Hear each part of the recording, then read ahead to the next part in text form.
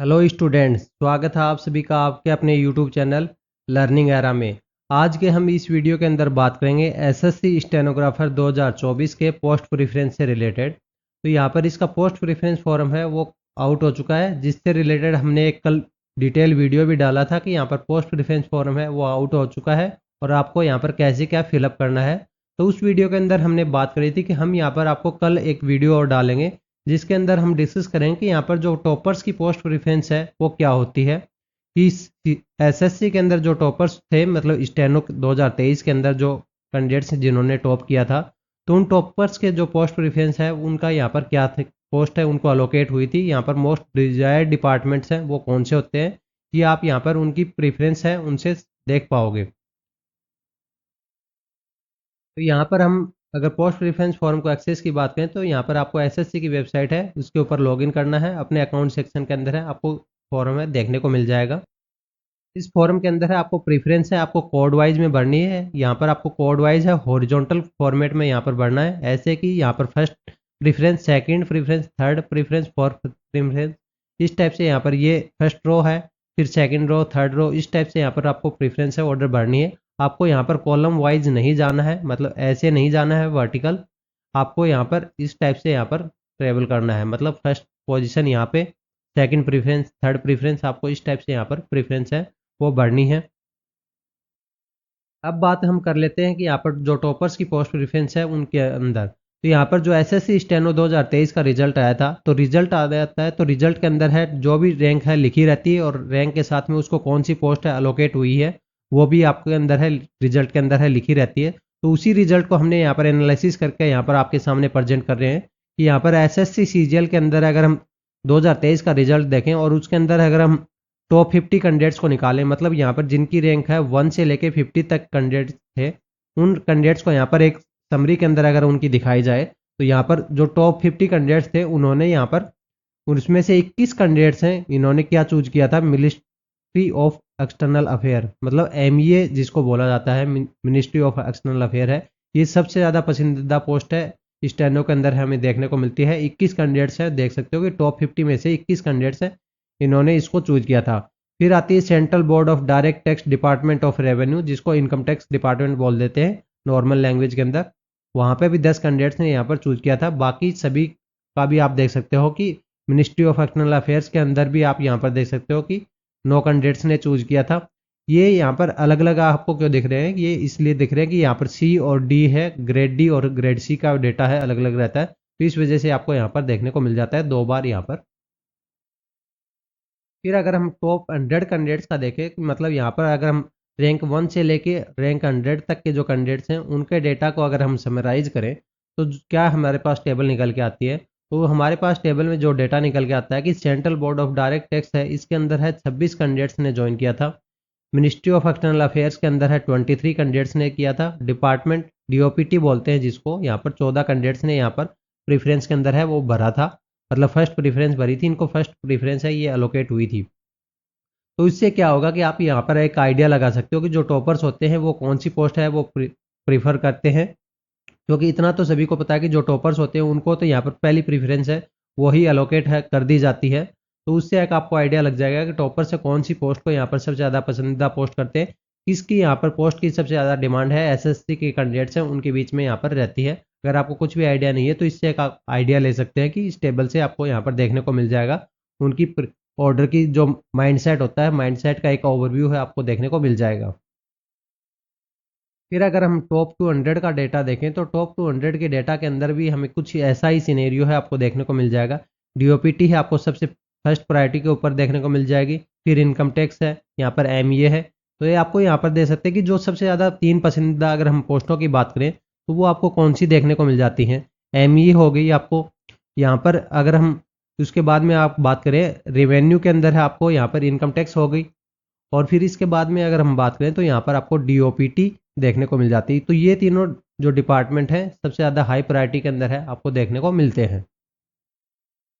फिर अगर हम टॉप 300 का डेटा देखें तो उसके अंदर भी हमें कुछ ऐसा ही सिनेरियोज है आपको देखने को मिल जाएगा। डीओपीटी सबसे ऊपर आपको देखने को मिल जाएगी, क्योंकि जैसे कि आप टॉप 300 जाओगे तो टॉप 300 के अंदर है आपको यहाँ पर देखने को मिल जाएगा 108 कैंडिडेट्स हैं।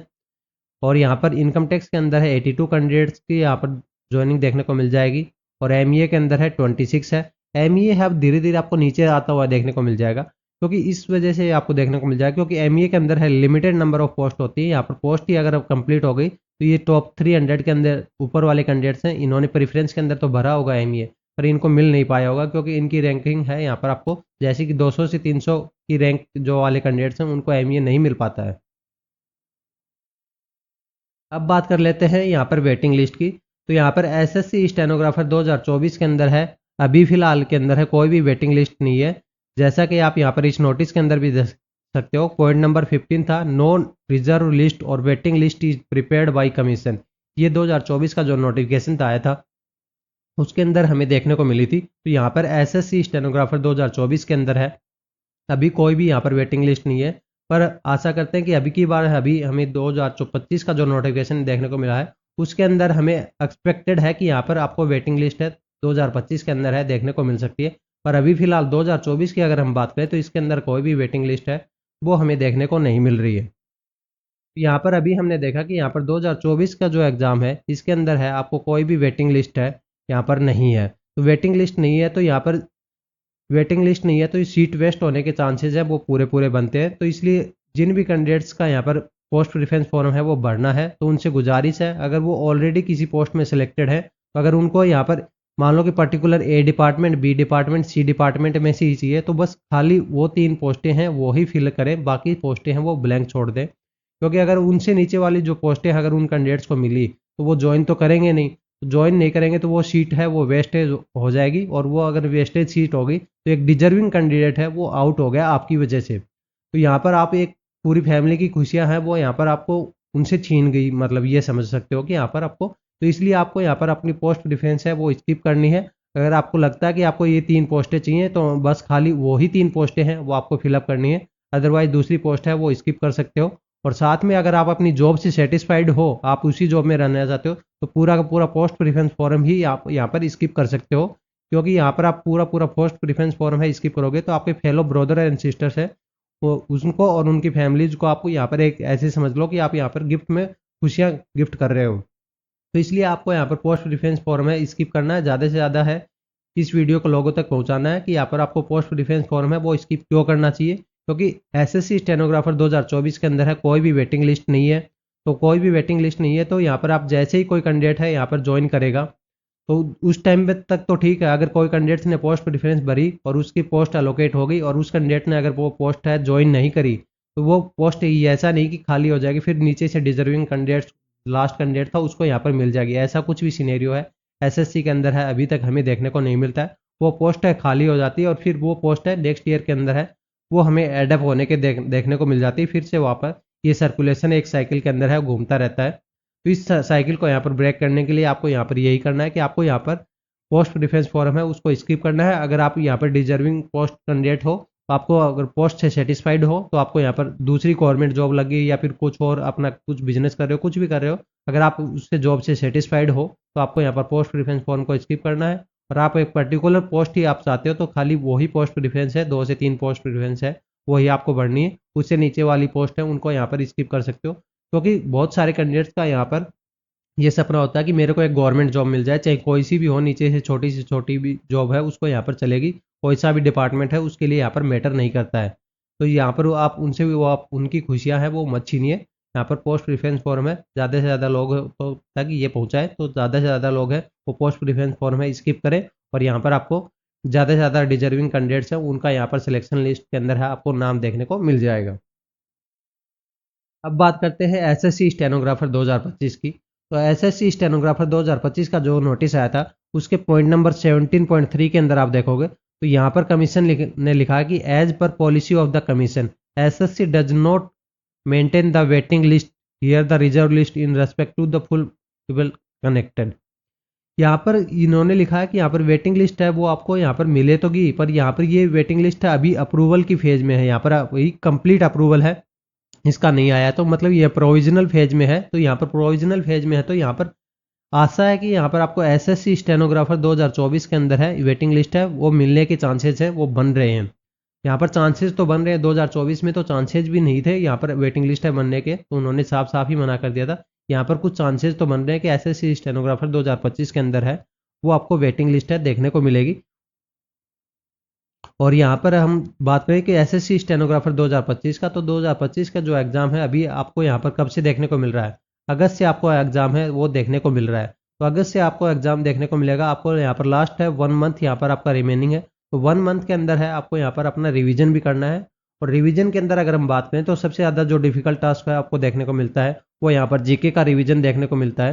तो हमने यहाँ पर आपको रिवीजन कराने के लिए आपके लिए एक बैच लॉन्च किया है जो कि है एसएससी स्टेनोग्राफर 2025 का जीके क्रैश कोर्स नाम से है। इसके अंदर हम क्या करेंगे कि जो यहाँ पर इंपॉर्टेंट टॉपिक्स होते हैं, यहाँ पर इंपॉर्टेंट टॉपिक्स को यहाँ पर आपको लेक्चर की फॉर्मेट में आपको यहाँ पर वीडियोज है देखने को मिलेंगे इंटरटेनिंग फॉर्मेट में, जिसके अंदर हम यहाँ पर विजुअल्स का भी यूज करेंगे कि जैसे ग्राफिक्स यूज कर लिया, इमेजेस यूज कर ली, तो एक स्टोरी फॉर्मेट में आपको यहाँ पर देखने को मिल जाएगा। तो आपको ईजी टू रिमेंबर हो जाएगा। साथ में उस लेक्चर की यहाँ पर आपको नोट्स है, नोट्स की पीडीएफ है देखने को मिल जाएगी। साथ में आपको यहाँ पर प्रैक्टिस सेट भी आपको देखने को मिल जाएगी। प्रैक्टिस सेट है उससे आप उन क्वेश्चंस की यहाँ पर प्रैक्टिस भी कर पाओगे जो पीवाईक्यू के अंदर है, उस लेक्चर से रिलेटेड है, आपको देखने को मिल जाएंगे। और उसके बाद में अगर हम बात करें तो 1-to-1 है, आपको यहाँ पर मेंटरशिप है देखने को मिल जाएगी। हमारे व्हाट्सअप नंबर है यहाँ पर नीचे लिखा हुआ है व्हाट्सअप नंबर, उसके ऊपर है आपको यहाँ पर 1-to-1 गाइडेंस है इस बैच के अंदर है वो देखने को मिल जाएगी। बैच अगर हम बात करें कहाँ पे होंगे, बैच हमारी वेबसाइट है learningera.co.in वेबसाइट है। इसी वेबसाइट के अंदर ही आपको यहाँ पर बैचेज है वो देखने को मिलेंगे। यहाँ पर आप इनरोल नाउ का बटन है, इसके ऊपर जाके आपको इनरोल कर सकते हो। बैच की अगर हम स्टार्टिंग डेट की बात करें तो क्लासेज कब से स्टार्ट होंगी, क्लासेज बैच के अंदर है वो आपको 1 जुलाई से क्लासेज है स्टार्ट हो जाएंगी। प्राइस अभी के लिए इसका 299 है, पर अभी फिलहाल में इसके अंदर है एक ऑफर चल रहा है हमारा न्यू 10 नाम से एक कोड चल रहा है जिससे आपको 10% डिस्काउंट मिल जाएगा। तो आपके लिए जो इफेक्टिव प्राइस है वो 269 का हो जाएगा।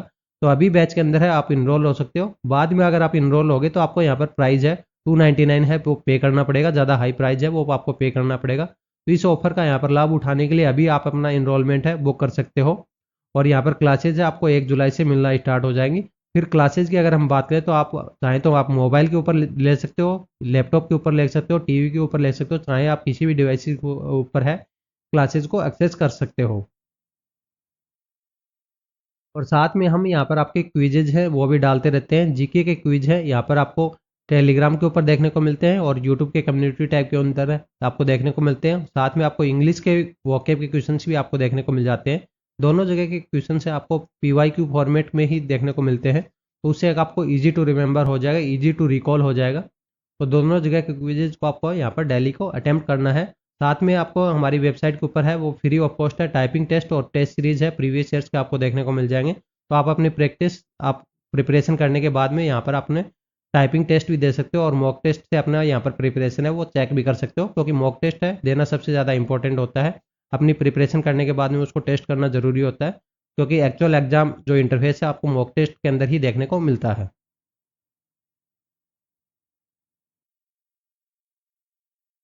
If you like our work, to support us, like, comment, share and subscribe. For further updates, join us on Telegram channel, link in the description. Thank you. Have a nice day.